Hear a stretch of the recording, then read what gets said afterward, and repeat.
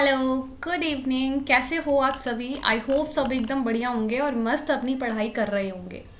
तो आज से हम स्टार्ट करने वाले हैं अपना कोल्ड वॉर, मतलब कि क्लास 12 की पॉलिटी स्टार्ट करने वाले हैं। ठीक है। तो जो भी बच्चा 12th क्लास में है वो बहुत मतलब मेरे ऊपर विश्वास करके इस वीडियो को देख सकता है। ठीक है। तो पूरा सिलेबस मैं आपका कंप्लीट कराने वाली हूँ और काफ़ी मज़े से हम करने वाले हैं और काफ़ी इंटरेस्टिंग तरीके से पूरी बुक को ख़त्म करेंगे। ठीक है। तो इतने दिनों बाद मेरे को माफ़ करें क्योंकि काफ़ी टाइम से मैंने वीडियो अपलोड नहीं करी थी। मैं काफ़ी बिजी थी, मेरे एग्ज़ाम चल रहे थे, उसमें भाई मैं वीडियो अपलोड नहीं कर सकती थी। ठीक है। तो मेरी सिचुएशन को आप समझ सकते हो, कोई बात नहीं, आपसे कंसिस्टेंसी रहेगी और डेली आपको वीडियो मिलेगी। ठीक है। तो स्टार्ट करते हैं हम अपना चैप्टर 1 कोल्ड वॉर। अब कोल्ड वॉर यार, ये तो सिलेबस में है ही नहीं। इस बार सीबीएसई वालों ने डिलीट कर दिया, क्यों करा रहे हो? मैं इसलिए करा रही हूँ क्योंकि इसमें इन्होंने सीधे पता है क्या डाला है। मैं आपको सिलेबस दिखाती हूँ। पहले तो सिलेबस देखते हैं, सिलेबस क्या है। देखो, इन्होंने सीधे एंड ऑफ द बायपोलरिटी। अब बायपोलरिटी, बायपोलरिटी मतलब दो सुपर पावर। ठीक है, दो पावर, उसको बायपोलरिटी बनता है। दो पावर, क्या दो पावर? उसमें से दो पावर का एंड हो गया।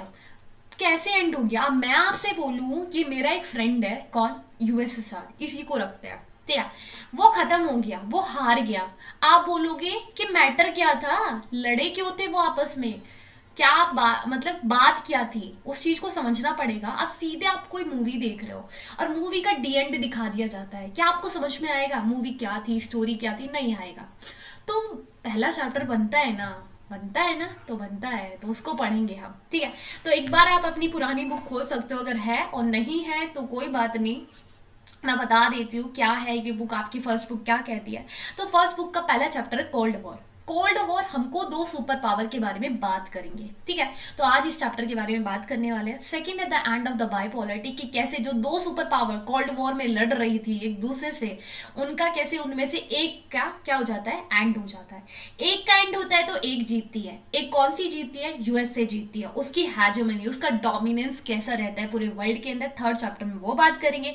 फोर्थ चैप्टर के अंदर हम देखेंगे कि यूएसए के अलावा भी छोटी मोटी पावर थी जो क्या कर रही थी, आ रही थी, उनके बारे में बात करेंगे। एंड देन फिफ्थ चैप्टर आपका क्या बोलता है, साउथ एशिया जो सार्क है, जो अलग अलग है, उनके बारे में बात करेंगे। एंड देन उसके बाद जो ये है कौन सा इंटरनेशनल ऑर्गेनाइजेशन, जो इन्होंने नाम रखा है, जिसका नाम था यूनाइटेड नेशन एंड ऑर्गेनाइजेशन, ये भी हम बात करेंगे कि जो यूनाइटेड नेशन मतलब इंटरनेशनल लेवल पर जो ऑर्गेनाइजेशन है उनके बारे में बात करेंगे। और सिक्योरिटी के बारे में बात करेंगे, और जो इन्वायरमेंट है कैसे उसको प्रिजर्व करने की बात की जाती है, इसके बारे में बात करेंगे। और 1991 के अंदर हमने तीन चीजें यहाँ पर क्या करी थी, लेकर आए थे अपनी इकोनॉमी के अंदर, रिफॉर्म्स लेकर आए थे।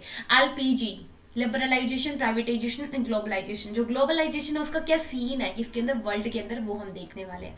एंड देन आपकी जो सेकंड बुक है वो आपकी बात करती है इंडिया की पॉलिटिक्स के अंदर। पहले तो हमने वर्ल्ड पॉलिटिक्स पढ़ा, अब हम इंडिया की पॉलिटिक्स के बारे में बात करेंगे कि कौन कौन से चैलेंज थे जब हमारा भारत आजाद हुआ था। उस टाइम पर भारत आजाद हो गया, उसके बाद क्या होता है, एक पार्टी आती है। एक पार्टी थी कांग्रेस पार्टी की, जो 20 साल तक क्या कर रही थी, डोमिनेंस बना के रखी थी अपना पूरे, उसमें अपनी गवर्नमेंट बना रही थी। ठीक है। उसके बारे में बात करेंगे, कैसे वो जीत रही थी, क्या सीन था, वो देखने वाले हैं।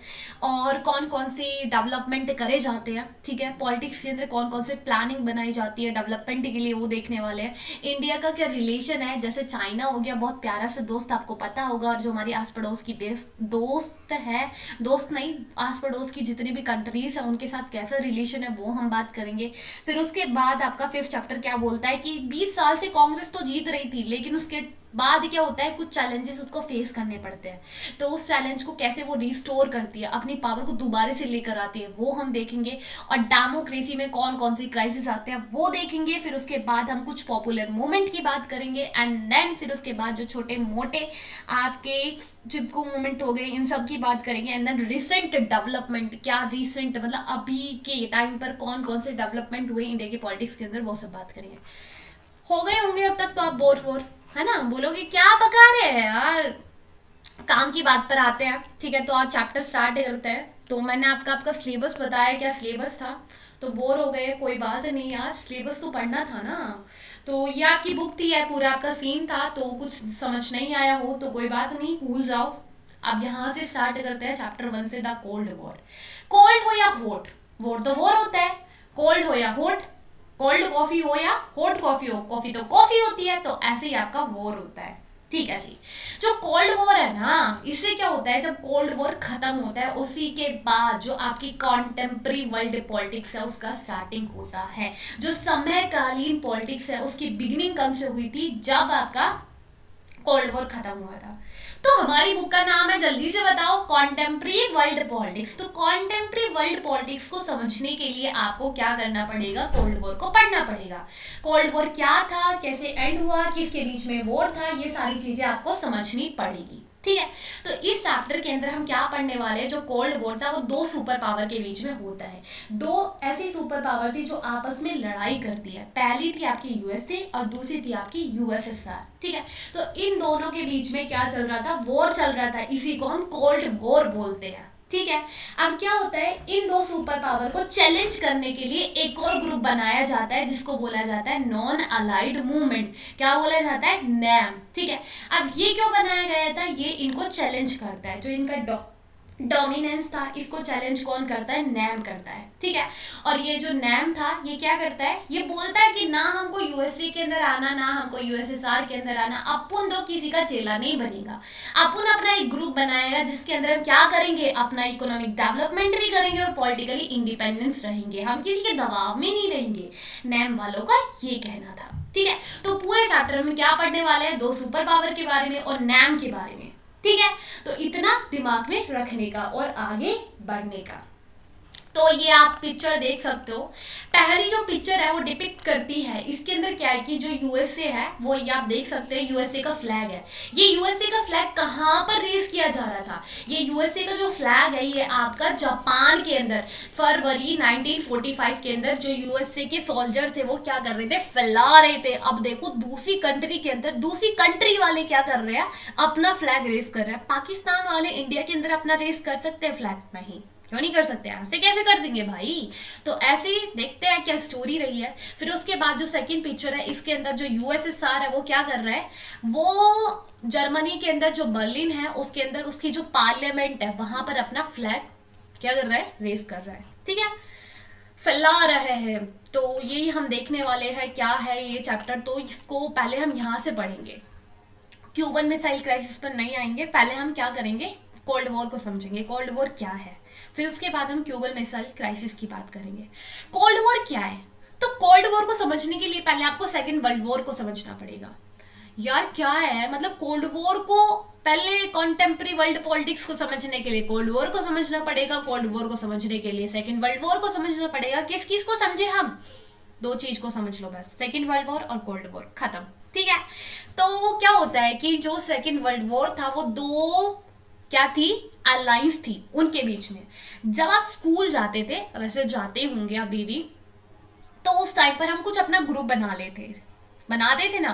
तो ऐसे ही पूरे वर्ल्ड में दो ग्रुप बने थे, कब, सेकेंड वर्ल्ड वॉर के टाइम पर। एक ग्रुप था अलाइड, दूसरा था एक्सिस। एक था अलाइड और दूसरा था एक्सिस।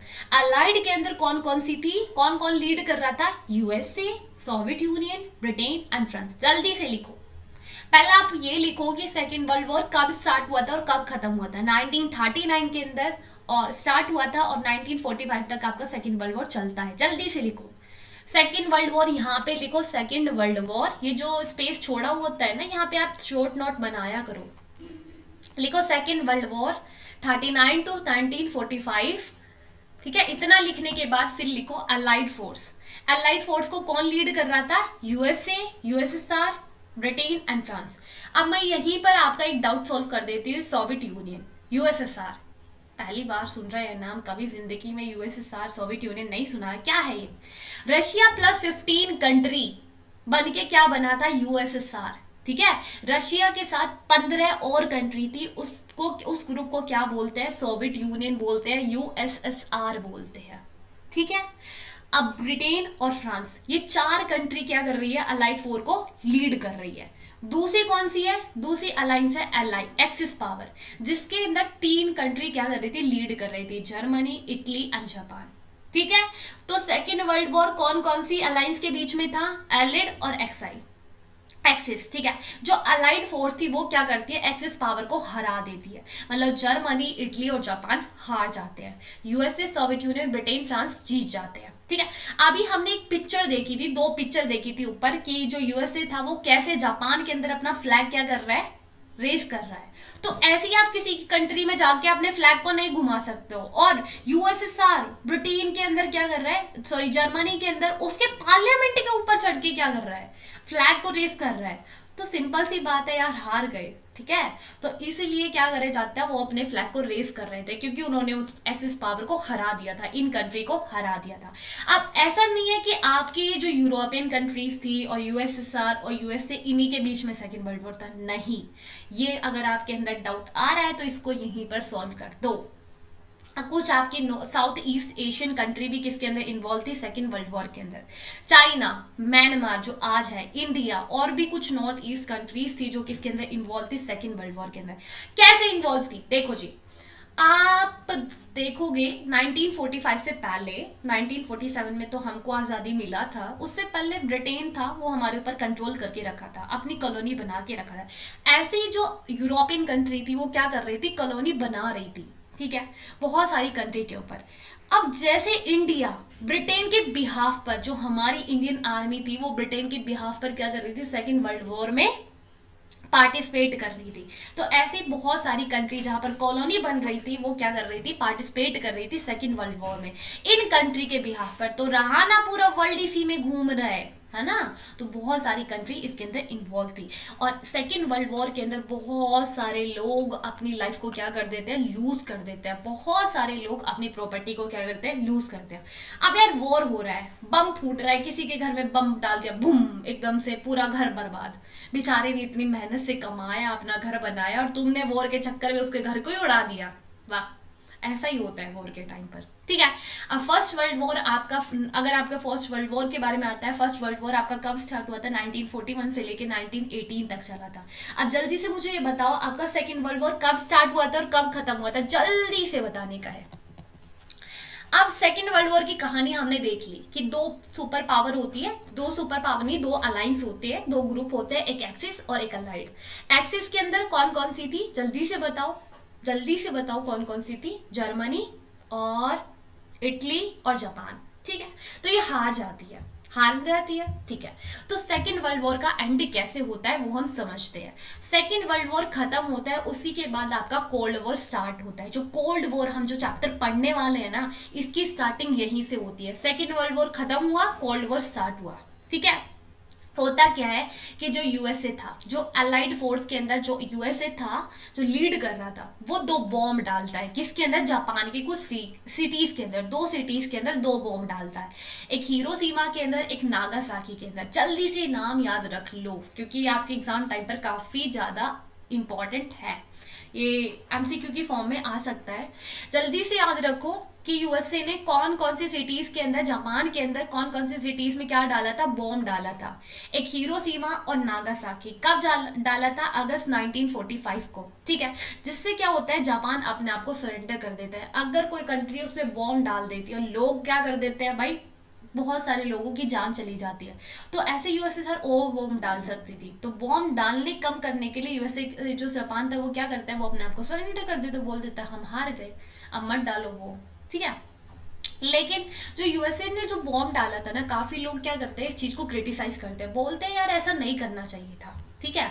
तो कुछ लोग हैं जो खिलाफ है कि ऐसा नहीं करना चाहिए था, बोलते हैं कि जो यूएसए ना, उसको पता था, उसको पता था कि जो जापान है वो अपने आप को सरेंडर करना चाहता है, और ये जानते हुए भी क्या करता है, यूएसए बॉम्ब डालता है। तो बॉम्ब डालना हुआ ना अननेसेसरी। जब तुमको पता है कि यार वो पहले ही झुकने वाला है, वो हारने वाला है, तो क्यों बॉम्ब डाल रहे हो, क्यों वहां के लोगों की लाइफ को बर्बाद कर रहे हो, ठीक है, क्यों इतनी सारी जाने ले रहे हो, है ना। तो कुछ लोग ये बोलते हैं, लेकिन बोलते हैं कि यूएसए पता है क्या करना चाह रहा था, वो अपने आप को ना डोमिनेंस बनाना चाह रहा था। वो दिखा रहा था कि जो यूएसएसआर है वो अपना मिलिट्री और पॉलिटिकल गेन ना रखे किसके अंदर, एशिया के अंदर, ठीक है।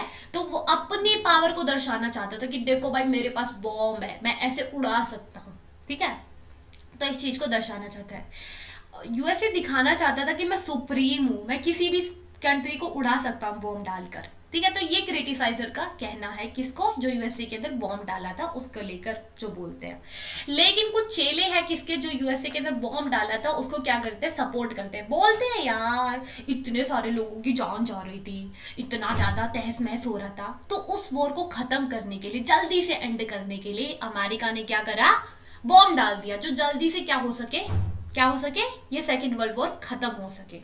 ठीक है, क्योंकि बहुत सारे अमेरिकन की और जो अलाइड फोर्स थी, ठीक है, जो अलाइड ग्रुप था, जो उसके अंदर कंट्री आ रही थी, उनके जान जा रही थी। ठीक है, वॉर में यार तुम वॉर लड़ते हो तो सिंपल सी बात है, फेस कुछ ना कुछ तो तुम्हारे वहां पर भी लूज होता है, इकोनॉमिकली बहुत ज्यादा हो जाता है, बहुत सारे लोगों की जान जाती है ना। तो इस चीज को कम करने के लिए अमेरिका ने क्या करा, बॉम्ब डाला। तो सपोर्टर का कहना कुछ और है और क्रिटिसाइज का कहना कुछ और है। ठीक है, अब इसके बाद क्या होता है, सेकेंड वर्ल्ड वॉर तो खत्म हो जाता है, यूएसए ने बॉम्ब डाला, जापान ने सरेंडर कर दिया, ठीक है, खत्म हो गया। अब इसके बाद जो यूएसए अपने आप को सुप्रीम बनाना चाहता है, तो यहीं से ही कोल्ड वॉर की जो बीज था ना वो आ गया था। यूएसए अपने आप को सुप्रीम बनाना चाहता था, सोवियत यूनियन जो यूएसएसआर था वो अपने आप को सुप्रीम बनाना चाहता था। तो सेकेंड वर्ल्ड वॉर के बाद दो सुपर पावर एमर्ज होती है, दो ग्रेटेस्ट पावर पूरे वर्ल्ड के अंदर एमर्ज होती है। भाई बॉम्ब डाल दिया, सुप्रीम बन गए, अब तो अपनी एक वो बन गई है, क्या बोलते हैं उसको, आइडेंटिटी बन गई, कोई नहीं हरा सकता अपन को, अपन बॉम्ब डाल देगा। ठीक है, तो ऐसा इनका क्या हो गया था, पूरा एक सीन बन गया था। तो ये बहुत ही ग्रेटेस्ट पावर की तरह पूरे वर्ल्ड के अंदर क्या हो रही थी, आ रही थी। ठीक है, अब क्या होता है कि जो कोल्ड वॉर है ना, सिंपली इनका कोई ऐसा वॉर नहीं है कि आपस में एक दूसरे से लड़ रहे हैं, जैसे वो सेकेंड वर्ल्ड वॉर था उसमें बॉम्ब डाल रहे एक दूसरे के ऊपर, ऐसा कुछ नहीं था। जैसे हमने देखा कि क्या हुआ था, सोवियत जो यूएसएसआर था, जो यूएसए था, उसने क्या करा था, जापान के अंदर दो सिटी के अंदर बॉम्ब डाल दिया था। ऐसा कोई बॉम्ब नहीं डला है, न यूएसए के अंदर न यूएसएसआर के अंदर।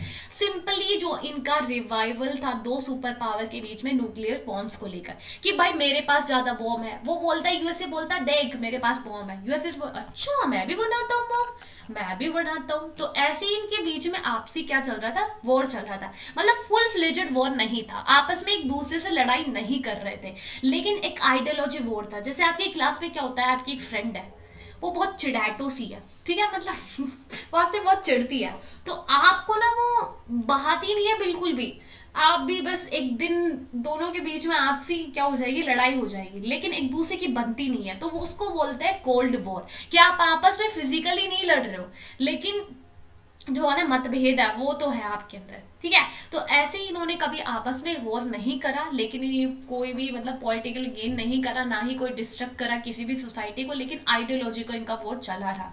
आइडियोलॉजी कौन कौन सी थी वो हम आगे बात करेंगे। ठीक है, तो एक बार हम इसको पढ़ लेते हैं। इसके अंदर क्या कर रखा है, जो ये जितनी भी पिक्चर है ना, ये दिखा रखी है, देख सकते हो आप कैसे तहस महस हो रखा है। ठीक है, इसके अंदर दिखा रखा है कि जो यूएसए ने बॉम्ब डाला था किसके अंदर, हिरोशिमा और नागासाकी के अंदर, उसके बाद क्या होता है वो सब यहाँ पर दिखाया, वो सारा डिस्ट्रक्शन यहाँ पर बताया हुआ है। और ये काफी इंपॉर्टेंट है, ये चीज भी आपको ध्यान रखनी है कि जो हिरोशिमा के अंदर जो बॉम्ब डाला था उसका कोड नेम क्या था, लिटिल बॉय, और जो नागासाकी के अंदर डाला था उसका नाम था फैट मैन। तो इसको याद करने की एक ट्रिक मैं आपको बताती हूँ। मैं जब 12th क्लास में थी तो मैंने भी ये ट्रिक अपनाई थी। हिरोशिमा, हीरो है यार, मोटा तो होगा नहीं, ठीक है, तो लिटिल है, छोटा सा बॉय है जो हीरो है। ठीक है, तो हिरोशिमा के अंदर जो कोड नेम था वो क्या था, लिटिल, और नागासाकी तो फैट मैन। ठीक है, ये आपको कोड नाम याद रखना है, ये आपके एमसीक्यू में काफी हेल्प कर सकता है। आगे चलता है, देखो जो ये आपस में इनका वॉर चल रहा था ना कि मैं ज्यादा पावरफुल हूँ, मैं ज्यादा पावरफुल हूँ, इसके अंदर ना कोई ऐसे आपसी मतभेद नहीं था। ठीक है, कोई ऐसा न्यूक्लियर वॉर नहीं हुआ दोनों साइड से, अगर होता तो बहुत ज्यादा क्या हो जाता, बैडली हार्म होता। ठीक है, इम्पॉसिबल था। अगर यूएसए क्या करता है, बॉम्ब डालता है किसके ऊपर, यूएसएसआर के ऊपर, तो बहुत ही कम चांसेस थे कि यूएसए भी जीत सकता है। ठीक है, एक जगह से कोई भी नहीं जीत सकता। आपकी एक फ्रेंड है, उसने आपको एक थप्पड़ मारा, आपने भी क्या करा, उसको 2 थप्पड़ मार दिए। मुझे बताओ दोनों में से कौन विनर हुआ, कोई भी नहीं।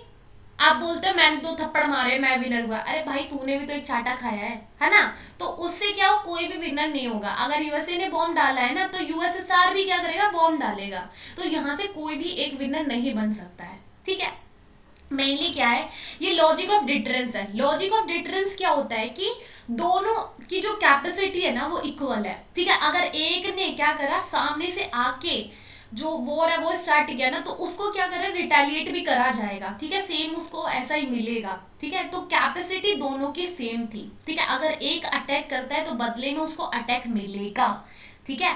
तो इसलिए आपस में इनका बस कोल्ड रहा, ये होट नहीं बना, आपस में इनका मतभेद बनता रहा। वो बोलता है कि मैं सुप्रीम हूँ, वो बोलता है मैं सुप्रीम हूँ, यही इनका चलता रहा। तो इसलिए इसको कोल्ड वॉर बोला जाता है, ठीक है। आगे देखते हैं। और सबसे बड़ी बात है कि जो अगर ये कोल्ड वॉर कभी हॉट वॉर बन जाता तो काफ़ी ज़्यादा लोगों की जान जाती। सेकेंड वर्ल्ड वॉर हुआ, फर्स्ट वर्ल्ड वॉर हुआ, फिर दोबारा से एक और थर्ड वर्ल्ड वॉर होता, जहाँ की काफ़ी लोगों की क्या करती, जान जाती। ह्यूमन की जो सर्वाइवल थे बहुत, उनको मैनेज करना क्या हो जाता, बहुत ही लॉस करते लोग अपनी लाइफ को, और काफ़ी लोगों की जान जाती है। आप देख सकते हो काफ़ी ज़्यादा डिस्ट्रक्शन होता। तो इस चीज़ के लिए रिस्पॉन्सिबल रहे, इन्होंने कभी वॉर का रिस्क नहीं लिया, इन्होंने अवॉइड करा कि हम कोल्ड वॉर को कोल्ड वॉर ही बना के रखेंगे, उसको हॉट वॉर नहीं बनने देंगे, ठीक है। और जो ह्यूमन की लाइफ थी उसको सरवाइव करके रखा, मैनेज करके रखा, ठीक है। तो ये आपका कोल्ड वॉर हुआ, सिंपल सा ये आपका कोल्ड वॉर हुआ, ठीक है। तो हमने अभी पढ़ा सेकेंड वर्ल्ड वॉर क्या था, कब खत्म हुआ और कैसे खत्म हुआ। अब हम आते हैं क्यूबन मिसाइल क्राइसिस के अंदर। क्यूबन मिसाइल क्राइसिस को पहले आपको समझना पड़ेगा, क्यूबा क्या है। क्यूबा एक कंट्री है, छोटी सी कंट्री है। कहाँ पर है ये, मैं आपको दिखा देती हूँ कहाँ पर है ये। तो आप इसको मैप में देख सकते हो, ये आपका यूनाइटेड नेशन है, ठीक है। यूनाइटेड नेशन बोल रही हूँ, सॉरी, यूएसए है, ठीक है। तो यूएसए की साइड में बिल्कुल एक छोटी सी कंट्री है, क्या है, क्यूबा, ठीक है। तो इसी में क्या होता है, एक क्या होता है, एक सिचुएशन आती है, उसी को हम क्यूबन मिसाइल क्राइसिस होता है। देखो क्यूबन मिसाइल क्राइसिस मतलब क्यूबा के अंदर मिसाइल रख दिया, उससे क्राइसिस हो गया, सिंपल सा इतना फंडा है। क्यूबा के अंदर मिसाइल रख दिया, किसने रखा है, कैसे रखा है, वो हम देखने वाले हैं। होता क्या है, अप्रैल 1961 के अंदर, कब, अप्रैल 1961 के अंदर जो लीडर थे यूएसएसआर, यूएसएसआर बताया रशिया प्लस 15 कंट्री, ठीक है। तो यूएसएसआर के अंदर जो लीडर थे वो क्या होते हैं, बड़े दुखी होता है। क्यों दुखी होता है, बोलते हैं यार ये जो है ना क्यूबा है बहुत पास है किसके, अमेरिका के। कहीं अमेरिका का जो लीडर है, जो अमेरिका है, वो क्या ना कर ले, इन्वेड ना कर ले, कब्जा ना कर ले किसको, क्यूबा को। और क्यूबा के लीडर कौन थे, फिडल कास्ट्रो, नाम याद रखना है। कौन थे क्यूबा के लीडर, जल्दी से बताओ, फिडल कास्ट्रो, ठीक है। तो यूएसएसआर के जो लीडर थे वो क्या करते हैं, बहुत ही दुखी थे। किस लिए दुखी थे, जैसे आपको ओवर थिंकिंग होती है ना कभी कभी, ऐसे ही जो यूएसएसआर के जो लीडर थे उनको भी ओवर थिंकिंग होने लगी थी। कब, अप्रैल 1961 के अंदर। बोला यार बहुत छोटा सा है क्यूबा, उसको यूएसए इतना बड़ा कंट्री कहीं कब्जा ना कर ले, ठीक है। तो इसलिए वो क्या करता है, क्यूबा जो उसका पार्ट थी, ठीक है। अभी मैंने बताया कि दो ग्रुप थे, ठीक है। तो ऐसे ही उनको लगता है मेरी कंट्री को, जो मेरा पार्ट है, ठीक है, जो मेरा अलायंस है, उसको कहीं वो कब्जा ना कर ले, ठीक है। तो इस चीज के लिए वो क्या करता है, क्यूबा के अंदर बहुत ज्यादा क्या करता है, बहुत सारी न्यूक्लियर मिसाइल रिप्लेस कर देता है, प्लेस कर देता है, वहां पर लेकर आ जाता है, ठीक है। क्यूबा जो एक अलग था, एक पार्ट था किसका, सोवियत यूनियन का, ठीक है, जो कि रिसीव करता था क्या, डिप्लोमेटिक और फाइनेंशियल एड, ठीक है। निकिता खुशरेव सोवियत यूनियन के लीडर थे, जो जिसको ओवर थिंकिंग हो रही थी ना, जो सोच रहे थे, वो कौन थे, आपके निकिता खुशरेव थे। और निकिता से आप लड़की ना याद रखो, लड़का था ये, ठीक है, ये मेल था। तो ये निकिता खुशरेव कौन थे, सोवियत यूनियन के लीडर थे। और क्यूबा के लीडर कौन थे, फिडल कास्ट्रो, ठीक है। तो जो निकिता खुशरेव है डिसाइड करते हैं कि जो क्यूबा है उसको क्या बनाया जाएगा, रशिया का बेस बनाया जाएगा, वहां पर बहुत सारी न्यूक्लियर मिसाइल क्या कर दी जाएगी, लेकर आ दी जाएगी, ठीक है। हम वहां पर रख देंगे, जिससे जो यूएसए वो कल को वहां पर कब्जा ना करे, ठीक है। तो इस सोच में वो क्या करते हैं, वहां पर अब वो डाल देते हैं। पहली बार यूएसए के इतनी पास, इतने करीब क्या थे, इतने सारे बॉम्ब रखे गए थे, और यूएसए को कोई मतलब पता भी नहीं था। 3 वीक बाद क्या करते हैं, यूएसए को पता चलता है, अमेरिका को इस चीज के बारे में जानकारी मिलती है, भाई छोटा सा क्यूबा, उसके अंदर इतनी सारी मिसाइल रख दी गई है। तो जो यूएसए के प्रेसिडेंट थे जॉन एफ कैंडी, अभी हमने 3 नाम याद रखे, जल्दी से बताओ। क्यूबा का लीडर फिडल कास्ट्रो, ये लिख लो, ये साइड में लिख लेना तो याद रहेगा आपको। क्यूबा का लीडर कौन थे, फिडल कास्ट्रो। सोवियत यूनियन के लीडर कौन था, निकिता खुश्रेव और अमेरिका का लीडर कौन था, जॉन एफ कैंडी। ठीक है, तो 3 नाम आपको याद रखने हैं। अब क्या होता है भाई, इनको पता चलता है यूएसए के साइड में बिल्कुल क्यूबा के अंदर बहुत सारी मिसाइल रख दी गई है। ठीक है, तो ये क्या करता है, ये मतलब इस चीज को एडवाइस करते हैं, ये नहीं चाहते थे कि वो दोबारा से हम आपस में क्या करें, लड़ाई करें। तो इसको कम करने के लिए वो क्या करते हैं, वॉर्न करते हैं किसको, जो निकिता खुश्रेव है उसको बोलते हैं कि तुमने जो मिसाइल रखी है ना क्यूबा के अंदर, जितने भी वेपन्स है, जितने भी न्यूक्लियर बॉम्ब्स है, उनको अभी यहाँ से हटाया जाए। जो कैंडे था, ठीक है, जो जॉन एफ कैंडे था, ये क्या करते हैं, ऑर्डर देते हैं किसी को, अमेरिका की जो वॉरशिप थी इनको बोला जाता है जितनी भी जो शिप आ रही है ना यूएसएसआर से, उन सभी को क्या करा जाए, रोका जाए। ठीक है, और वार्न किया जाए कि अब कोई भी शिप नहीं आएगी। ठीक है, यहाँ से जितनी भी मिसाइल आई है जो क्यूबा के अंदर रखी है ना, इनको वापस लेकर आया जाए। ठीक है, तो इसी को क्यूबन मिसाइल क्राइसिस बोलते हैं। तो आप देख सकते हो कि यूएसए के पास इतनी करीब क्या कर दिया जाता है, बहुत सारी मिसाइल रख दे। अब कल को कोई अमेरिका क्यों, हमारे इंडिया के बॉर्डर में जो पाकिस्तान वाले हैं वो बॉम्ब रख दे, बहुत सारे न्यूक्लियर बॉम्ब रख दे, क्या हम चुप बैठे रहेंगे, नहीं बैठे रहेंगे। तो ऐसे ही जो यूएसए है वो क्या करता है, कोई ना कोई एक्शन लेता है और काफी शांति से ये एक्शन लेता है। अगर जो यूएसए था वो भी बॉम्ब रख देता तो आपस में हो सकता था ना वॉर। तो इस चीज को इन्होंने पीस बना के रखा और इसी को क्या बोलते हैं, क्यूबन मिसाइल क्राइसिस बोलते हैं। ठीक है, इस टाइम पर जो पूरा वर्ल्ड था वो क्या था, नर्वस था इस क्लैश को लेकर कि कहीं यूएसए ना क्या ना करे, क्यूबा को उड़ा ना दे। ठीक है, और कहीं क्यूबा क्या ना करे, जो यूएसएसआर है वो यूएसए के ऊपर हमला ना कर दे। ठीक है, लेकिन दोनों साइड ने क्या करा, अवॉइड करा किसको, वॉर को। ना यूएसए ने क्या करा, वॉर करा, और ना यूएसएसआर ने करा। ठीक है, तो क्यूबन मिसाइल क्राइसिस आपका हाई पॉइंट है किसका, कोल्ड वॉर का। ये क्वेश्चन आपका आ सकता है कि क्यूबन मिसाइल क्राइसिस के हाई पॉइंट क्या था किसका, कोल्ड वॉर का। तो आपको लिखकर आना है क्यूबन मिसाइल क्राइसिस आपका हाई पॉइंट था, पूरा वर्ल्ड क्या हो चुका था, नर्वस हो चुका था। ठीक है भाई, सिंपल सी बात है, कोई बॉम्ब रख रहा है और वो भी यूएसए के सामने जो इतनी सुप्रीम पावर है। ठीक है, तो वो भी क्या करती, वो भी अपनी सुप्रीमेसी दिखा सकती थी उस टाइम पर, लेकिन उन्होंने नहीं दिखाया। जो कोल्ड वॉर है, अगर क्वेश्चन आता है व्हाट इज कोल्ड वॉर, तो उसकी डेफिनेशन आपको यहाँ से लिखनी है, ये वाला यहाँ से लिखना है।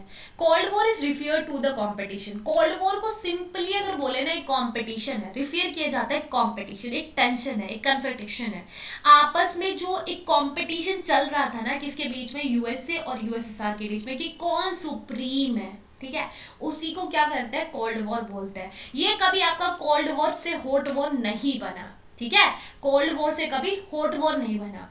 अब हॉट वॉर नहीं बना मतलब कि ऐसा नहीं है कि इनके बीच में कभी वॉर नहीं हुआ। छुटमुट जो इनके अलायंस थी, जो इनके साथ जो छोटी मोटी पार्टी मिली हुई थी, उनमें तो वॉर चलता रहा, लेकिन कभी इन्होंने आपस में आकर आमने सामने कभी वॉर नहीं किया। ठीक है, तो इसी को कोल्ड वॉर बोलते हैं। मेनली क्या था, सुप्रीमेसी को, आइडियोलॉजी को इनके बीच में वॉर चलता रहा। ठीक है, अब आइडियोलॉजी क्या थी जो इतना ये आपस में लड़ रहे थे, इतना जो कोल्ड वॉर चल रहा था, तो ये दिखाना चाहते थे कि कौन सी आइडियोलॉजी बेस्ट है पूरे वर्ल्ड के अंदर। ठीक है, यूएसए बोलता है कि देखो लिबरल डेमोक्रेसी होना चाहिए, कैपिटलिज्म होना चाहिए, मतलब कि जो रिसोर्सेज है, अब जो आपका घर है वो आपका है ना, जो आपकी जमीन है वो आपके नाम पर है ना, पूरा प्राइवेट है। ठीक है, तो प्राइवेट होना चाहिए, लिबरल डेमोक्रेसी होना चाहिए, कैपिटलिज्म, प्राइवेटाइजेशन होना चाहिए। यूएसएसआर बोलता है नहीं भाई, नहीं ऐसा नहीं होना चाहिए। वो बात करता है सोशलिज्म की, कम्युनिज्म की, मतलब कि जो पूरे रिसोर्सेज है उसको गवर्नमेंट कंट्रोल करके रखेगी। वो क्या करेगा, वो अच्छा पॉलिटिकल सिस्टम होगा, अच्छा इकोनॉमिक सिस्टम होगा, और सोशल लाइफ भी क्या रहेगी, बेस्ट रहेगी। ठीक है, तो ये दोनों की आइडियोलॉजी थी। यहाँ पर यूएसएसआर बोलता है गवर्नमेंट कंट्रोल करके रखेगी, जो आपकी जमीन है ना वो आपकी नहीं रहेगी, उसको गवर्नमेंट डिसाइड करेगी कि इसको कितनी जमीन देनी है। ठीक है, कि आप खरीद नहीं सकते हो। ठीक है, तो ये आपका आपसी इन दोनों के बीच में क्या था, वॉर था। तो आई होप आपको इतना समझ में आया होगा। तो आज के लिए इतना ही है, उसके बाद हम बाद में बात करेंगे the emergence of two bloc, जो इनके कुछ जो मेंबर्स थे, इनके ऑर्गेनाइजेशन, इन सब की बात करेंगे। तो आई होप आपको समझ में आया होगा। तो हमने सेकेंड वर्ल्ड वॉर पढ़ा, सेकेंड वर्ल्ड वॉर कब स्टार्ट हुआ था, 1939 के अंदर, कब खत्म हुआ था 1945 के अंदर, और कौन कौन सी दो एलाइज थी उनका नाम याद रखना है, उनको कौन लीड कर रहा था वो याद रखना है, फर्स्ट वर्ल्ड वॉर कब स्टार्ट हुआ था वो याद रखना है, और क्रिटिसाइज क्यों करा जाता है, सपोर्ट क्यों किया जाता है जब यूएसए ने बॉम्ब डाला था किसके ऊपर, जापान के अंदर, और जो जापान के अंदर जो बॉम्ब डाले थे उनका कोड नेम याद रखना है, और क्यूबन मिसाइल क्राइसिस कब स्टार्ट हुआ था, और जितने भी हमने लीडर्स के बारे में बात करी वो याद रखना है। ठीक है, तो इतना आज हमने पढ़ा। आई होप आपको ये समझ में आया होगा। कहीं भी कोई दिक्कत कोई भी परेशानी तो आप पूछ सकते हो, और अगर कुछ भी प्रॉब्लम है नहीं समझ में आया तो भी आप पूछ सकते हो। ठीक है, तो पहले भी यही बोला था, रिपीट करिए बात, कोई बात नहीं, माफ करें मेरे को। तो मिलते हैं नेक्स्ट लेक्चर के अंदर। So bye, take care, all the very best, और नेक्स्ट पार्ट आपको बहुत जल्दी मिल जाएगा। Thank you.